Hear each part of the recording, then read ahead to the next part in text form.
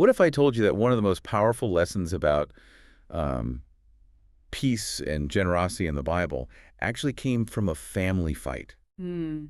And here's the real twist. The person who had, well, every right to take first place gave it away. That certainly grabs your attention. Welcome, everyone, to a very special Bible discussion. We're really excited today because we're going to unpack this incredible story of Abraham and Lot. It's a foundational narrative, yeah. And while it's ancient, I mean thousands of years old, its insights feel incredibly relevant, maybe even more so, to the conflicts we all face right now. Absolutely. It really It sort of forces us to rethink our usual approach to disagreements, doesn't it? It absolutely does. Yeah. Today, our focus is Genesis chapter 13. Right. We find Abraham and his nephew Lot right there. And like you said, this isn't just some dusty historical account. No, not at all. It's more like a profound blueprint for navigating modern conflict, for making surprising choices, understanding the real power of peace, the strength of humility. Which is often misunderstood as weakness. Right. And the liberating freedom, truly, that comes from trusting in divine provision. You know, we often assume that to win a conflict, you have to assert your rights, maybe fight to gain the upper hand. It's the default almost. Yeah, dig your heels in. Exactly. But this story, it presents a completely counterintuitive strategy. It turns that whole idea on its head. It really does. And by the end of this Bible discussion, you'll discover why sometimes the most powerful and, frankly, liberating move you can possibly make is to simply let go. Mm-hmm. It sounds paradoxical, but let's get into it. Okay, so let's set the scene a bit. Abraham and Lot have just come out of Egypt, and we're talking about immense wealth, almost unimaginable for their time. Yeah, the text mentions herds of sheep, cattle, camels, tents, silver, gold. I mean, they are loaded with blessings. Their families are growing, their workforce is expanding. It really paints a picture of incredible success, doesn't it? Peak prosperity. And that's exactly where the paradox kicks in. Their very prosperity, the sheer abundance they received, actually led directly to their first major problem. How so? Well, the land they were living in, it simply couldn't sustain the weight of all their possessions, their expanding households, their huge herds. Okay. So resources became scarce. Precisely. Vital resources like grazing land and water became insufficient for both camps. There just wasn't enough to go around anymore. And you can almost feel the tension building, can't you? It wouldn't have just been a logistical headache. No, definitely not. I imagine the daily squabbles, their herdsmen arguing at the watering hole, maybe workers fighting over the best patches of grass, animals getting tangled up between camps. Small frustrations maybe at first, but those things, if you let them fester, they easily escalate into daily battles. Little resentments build up. Yeah, they snowball. And here's where it truly hits home, I think. It wasn't just about animals and land rights. This was becoming a deep family feud. Exactly. It threatened to break the actual bond between uncle and nephew. That personal connection. Right. Abraham and Lot were kin. Bound by blood, shared history, they journeyed together. This wasn't just a resource dispute between neighbors. It was a profound threat to their family unity.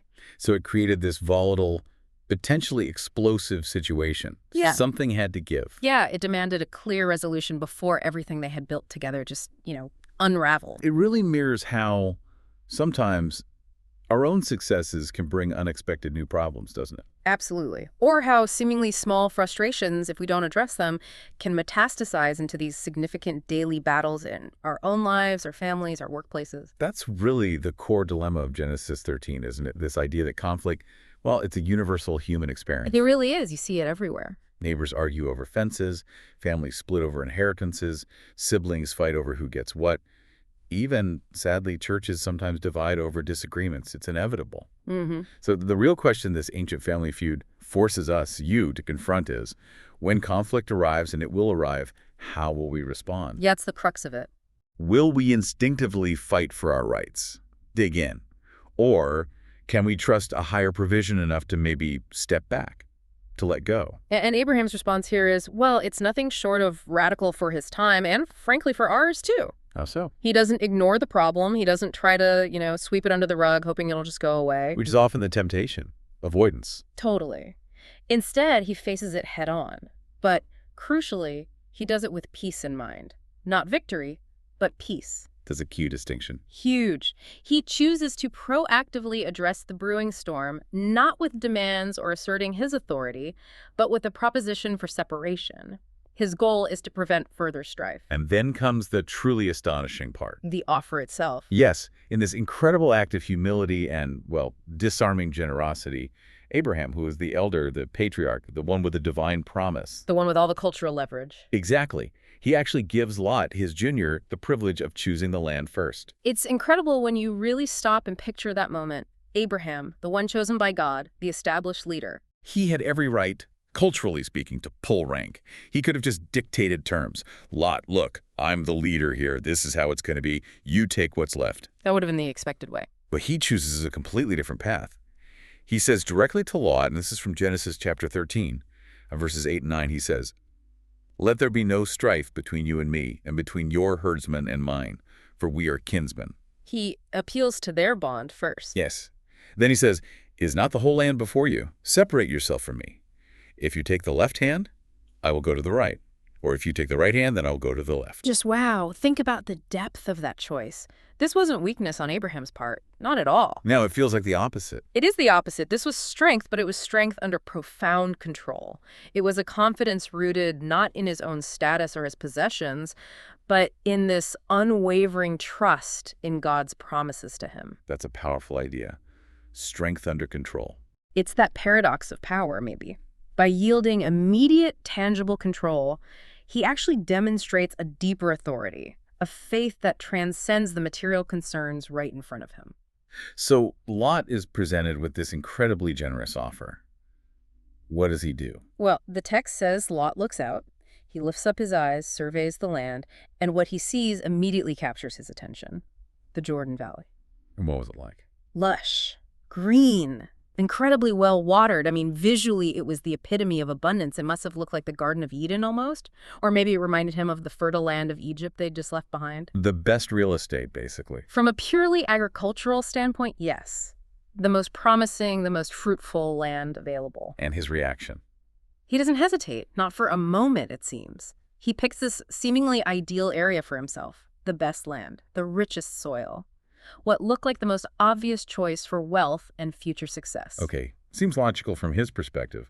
But there's a catch, isn't there? There's a huge catch, a critical, often overlooked detail. While it looked great on the surface, that visually appealing land was unfortunately situated near Sodom. Ah, and Sodom had a reputation. A terrible one. As the Bible starkly reminds us right there in the text, the people of Sodom were wicked, great sinners against the Lord. So Lot's decision, it was purely based on the surface. Exactly. Right. Surface-level prosperity. He completely neglected, or perhaps ignored, the significant spiritual dangers lurking just beneath that appealing green exterior. He saw the immediate profit, the comfort, the best deal visually. His eyes were on the green grass, the water, the potential for immediate gain, but he didn't see, or didn't want to see, the moral and spiritual bankruptcy of the neighborhood he was choosing. And so they physically separate.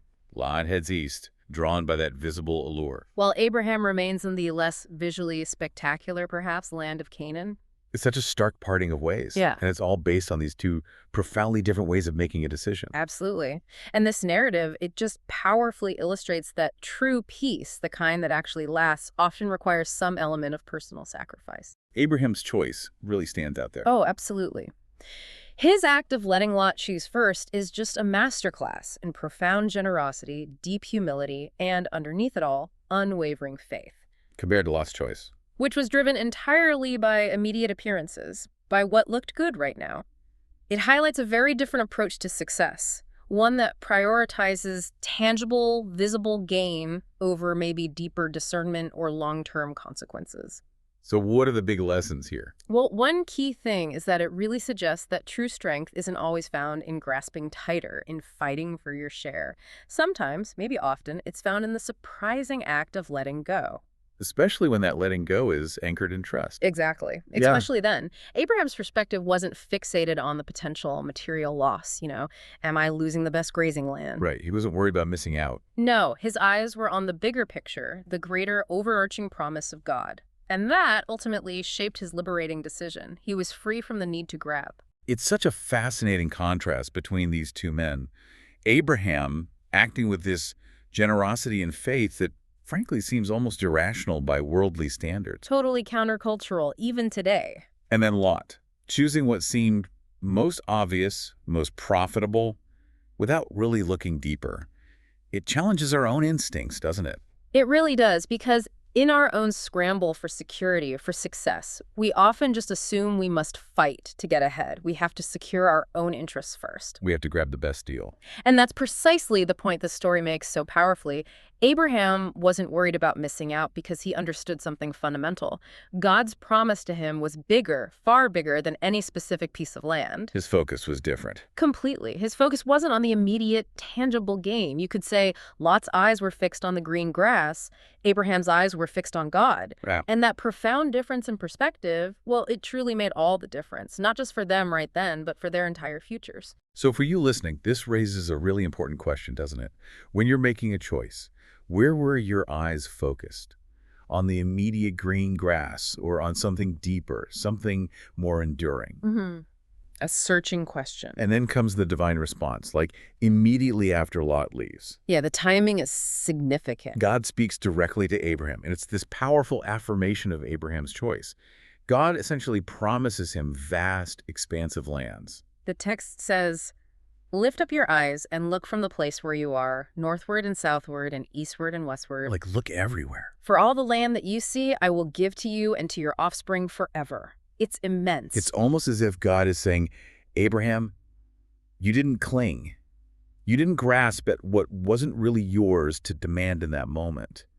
You trusted me. And because of that trust, because you let go. I'm giving you everything, more than you could have imagined. Exactly. And this reveals what we might call the upside-down logic of God's kingdom. It doesn't operate by the world's rules of grabbing and holding. And you mean upside down. Well, think about it. What Lot grabbed with his immediate vision, seeing it as the best, Abraham ultimately received far more, but by faith. What Lot saw with his physical eyes and chose for himself. Abraham inherited by his spiritual promise. Right. It points to this profound principle you see throughout Scripture. The one who humbles himself will eventually be exalted. The one who truly gives, with the right heart, will receive. And the one who trusts, even when it looks like a definite loss. Will see God provide in ways they could never engineer on their own.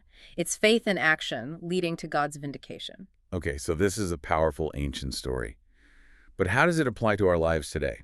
Let's try and get practical. Yeah, let's bring it home. First, maybe conflict resolution. When tension rises in our families, friendships, workplaces, the easy, almost instinctive path is often to demand our rights, to fight for what we think we deserve. It's the default setting for many of us. But Abraham shows us a harder path, maybe, but a profoundly better one.